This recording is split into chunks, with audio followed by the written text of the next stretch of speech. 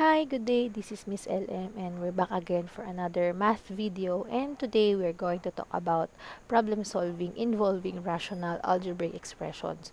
So ngayon pa lang sinasabi ko na sa inyo, please lend me your eyes, lend me your ears, and focus on our topic for today because medyo malawak po ito, and what we have learned from rational algebraic expressions will be applied here in problem solving. Okay? In problem solving involving RAEs, here are the steps to follow. So, step number 1 is to read. Read the problem several times and analyze the facts. So, kailangan po basahin nyo ng paulit-ulit, walang putol, at may pag-iintindi ang ating problem. And then on step number 2, represent. Represent or assign a variable for the unknown. So, kailangan daw natin gumamit ng variable para sa hinahanap natin sa ating problem. Step number 3 is to equate. So, we are going to make or create an equation according to the problem. Then, on number 4, we have solve. Solve the resulting equation. And the last step, step number 5, pwede nyo naman pong hindi gawin ito. So, we have to check if tama yun nakuha nating solution. Okay? So, again, let's focus first on number problem. Okay, so now let's have our first problem under number problems. So, find two consecutive integers such that the sum of 1/3 of the first and 1/4 of the second is 9. So, the first step is to read and read and read until you analyze the facts on our problem. Again, find two consecutive integers such that the sum of 1/3 of the first and 1/4 of the second is 9. So the first fact here is that we have two consecutive integers. So in representation of the integers that are missing, so we are going to use variables, and the first variable is n for the first integer and n plus 1 for the second integer.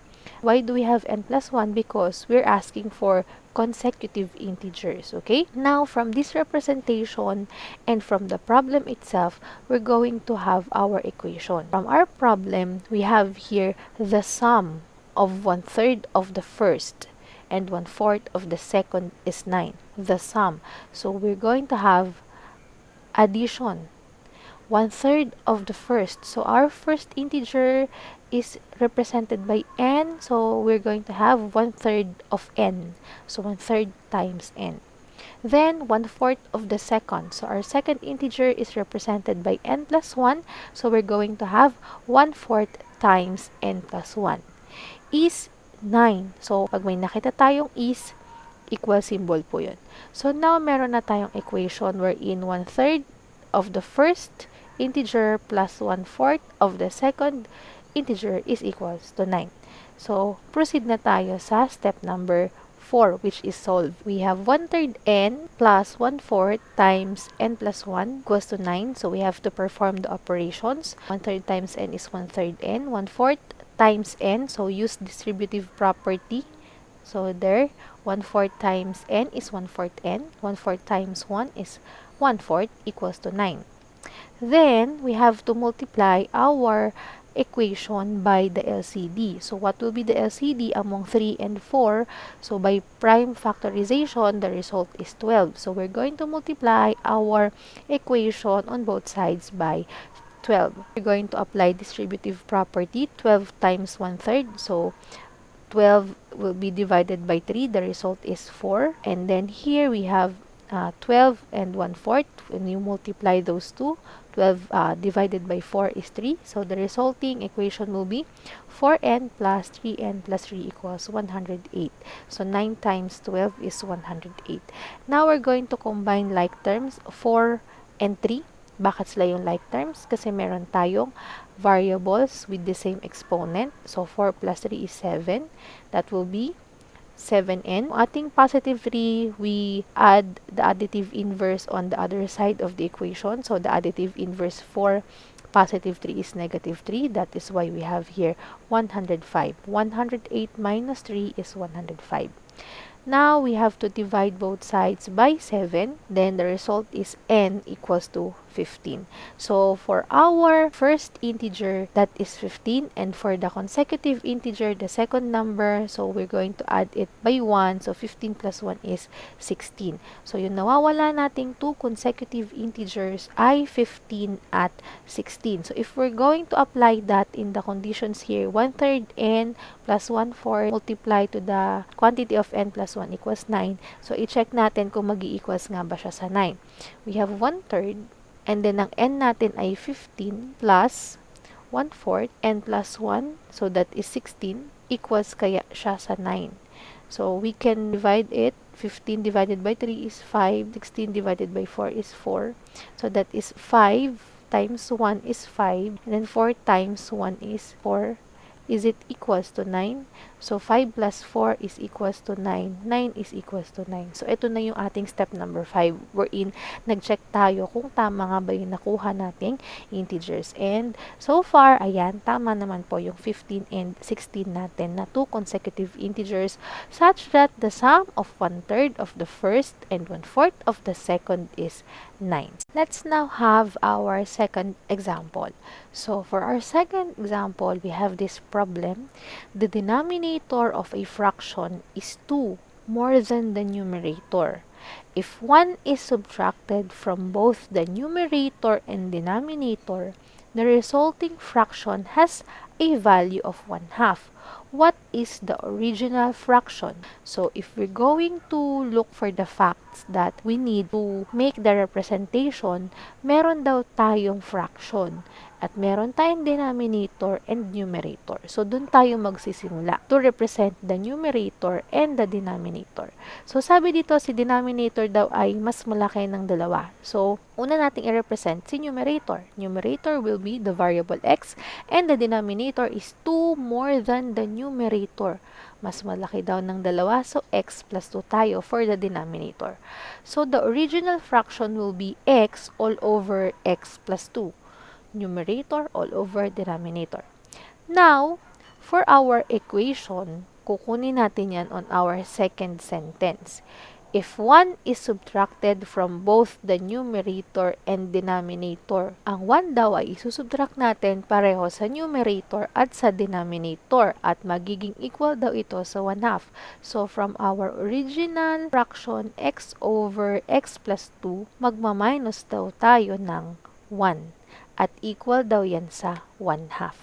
So, this will be our equation. And if we're going to solve that, so, isimplify na muna natin yung first RAE. X minus 1 is still x minus 1. X plus 2 minus 1 will be x plus 1. Equal siya sa 1/2.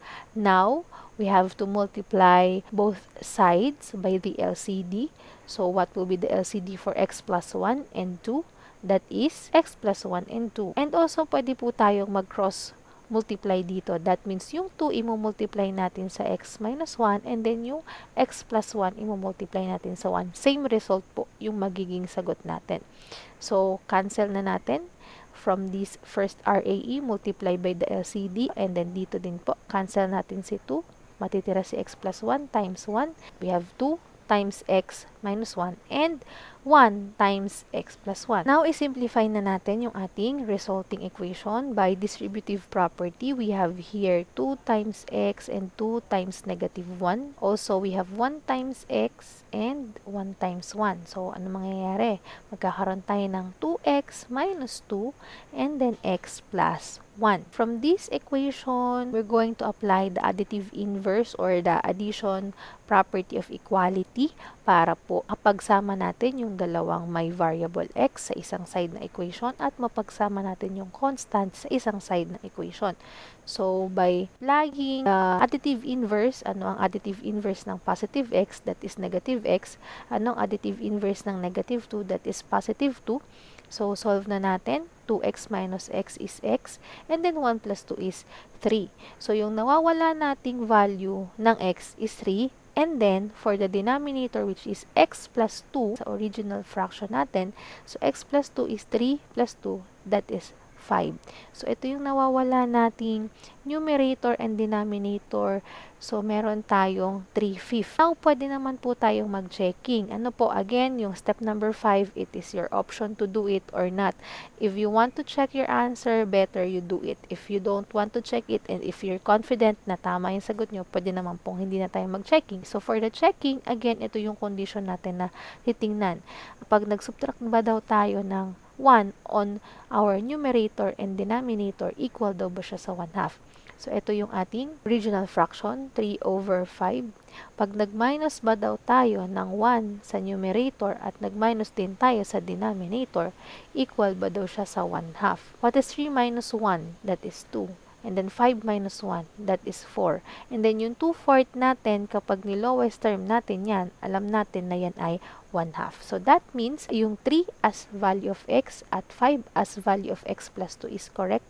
And tama po yung ating hinahanap na original fraction, which is 3/5. Okay? Now let's have example number 3. So we have here, if the same number is added to the numerator and denominator of 5/8, the result is 3/4. Find the number. So, ilan yung hinahanap natin na number? Meron lang tayong isang hinahanap na number. So, to represent that, we can use any variable.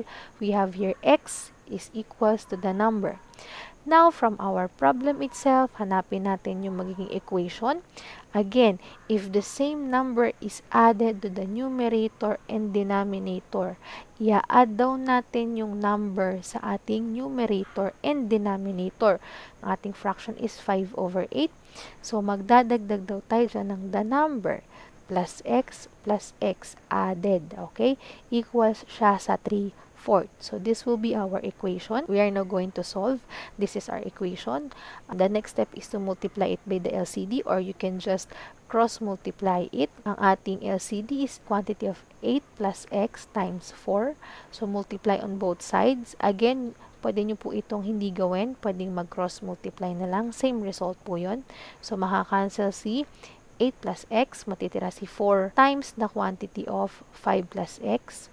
And then, dito sa kabilang side, makakancel si 4, matitira si 3 times the quantity of 8 plus x. So, wag nyo pong kalimutang i-enclose sa parenthesis, lalo na yung ating binomials, dahil po, we're going to apply the distributive property, di ba po? 4 times 5 and 4 times x. Dito sa kabilang side, we have 3 times 8 and then 3 times positive x. So, ang result natin ay magiging 20 plus 4x equals 24 plus 3x.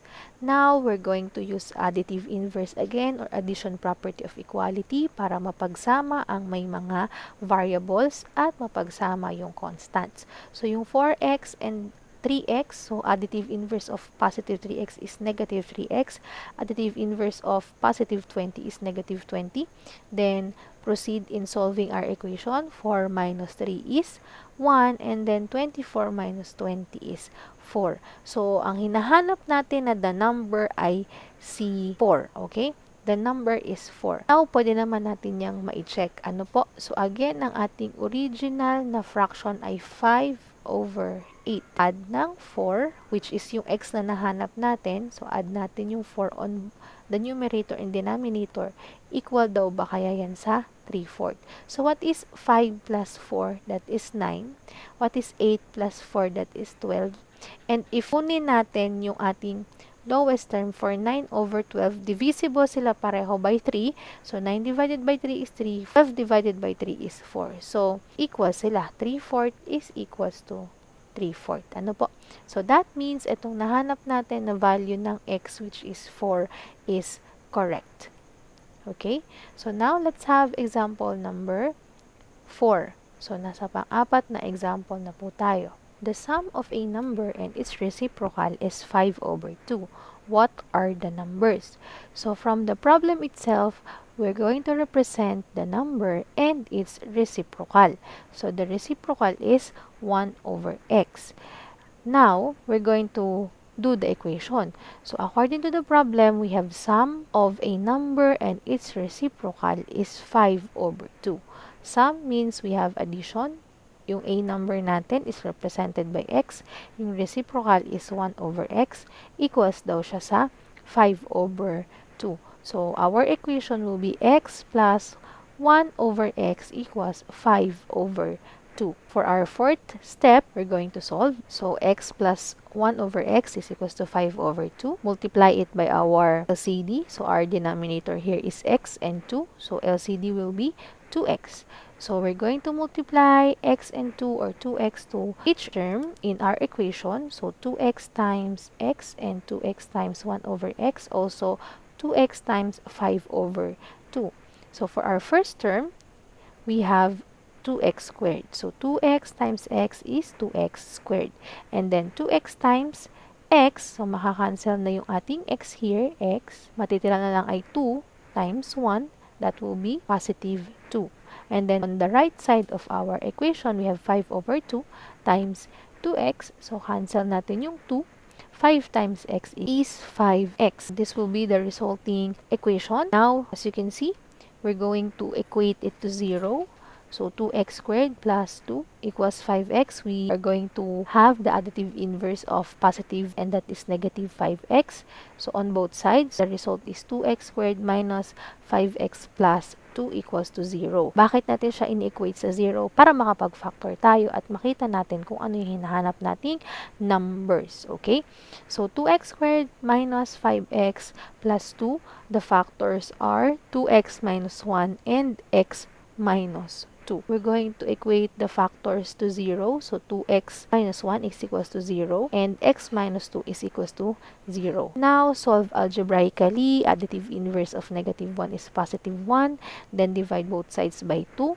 The result is 1/2. So, the first number that we are looking is 1/2. The second one, so dapat lalabas siya na reciprocal nito. Ang reciprocal ni 1/2 ay 2 at ang reciprocal ni 2 ay 1/2. So, dapat dito ang lalabas ay 2. So, x minus 2 is equals to 0. Additive inverse of negative 2 is positive 2.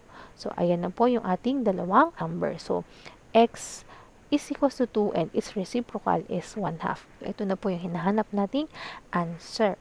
Okay, so we can check that naman po. So, for checking, we have here x is 2 and then the reciprocal is 1/2. Equal nga ba siya sa 5 over 2? So, LCD for our 2 and 1/2 is 2. 2 divided by 1 times 2 is 4. And then 2 divided by 2 is 1 times 1 is 1. Okay? So, pag pinag-add ba natin yung 4 plus 1, anong sagot? That is 5 over 2. Equal siya sa ating 5 over 2. So, ibig sabihin, yung 2 and 1/2 yung nakuha natin na sagot na yan is correct. Okay? For our last example, we have here a positive integer is 2 more than another. The difference of the reciprocals of the two positive integers is 1/4. What are the two integers? So, we are looking for two positive integers. One is 2 more than another. So, dalawa yung hinahanap natin.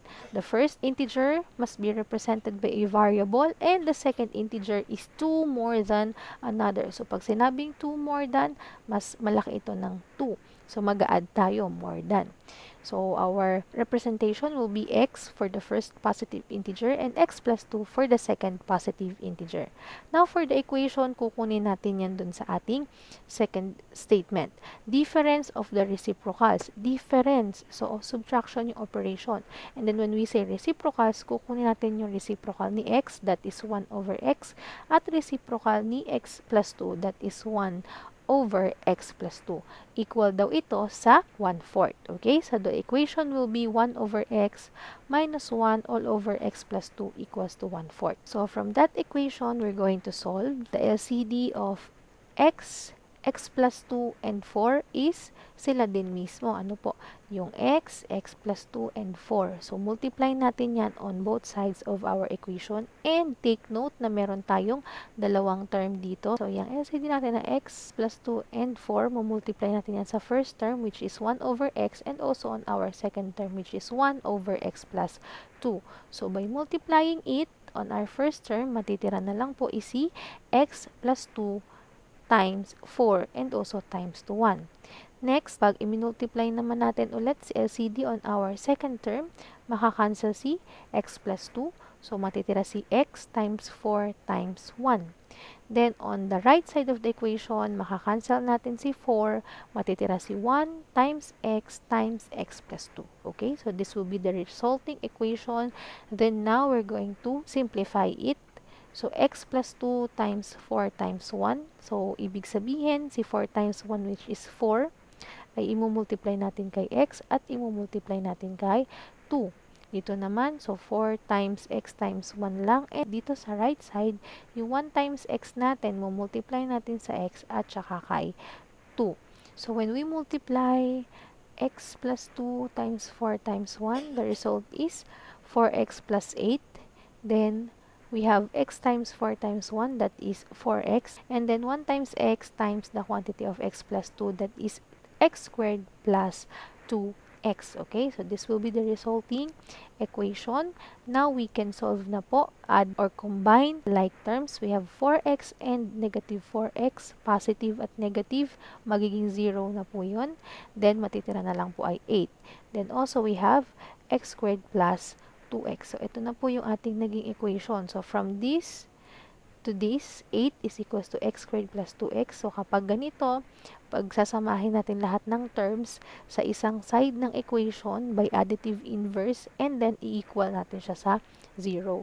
So, yung positive 8 naging negative 8, and then get the factors of this trinomial. So, what are the factors of negative 8 that has the sum of positive 2? We have 4 and negative 2. Then now, both of the factors will be equate to 0. So, ang hinahanap natin, tandaan po, ay positive integers. Kapag x plus 4 equals to 0 ang kinuha natin, ang magiging result niyan is negative 4. So, hindi na siya agad pasok sa ating first condition.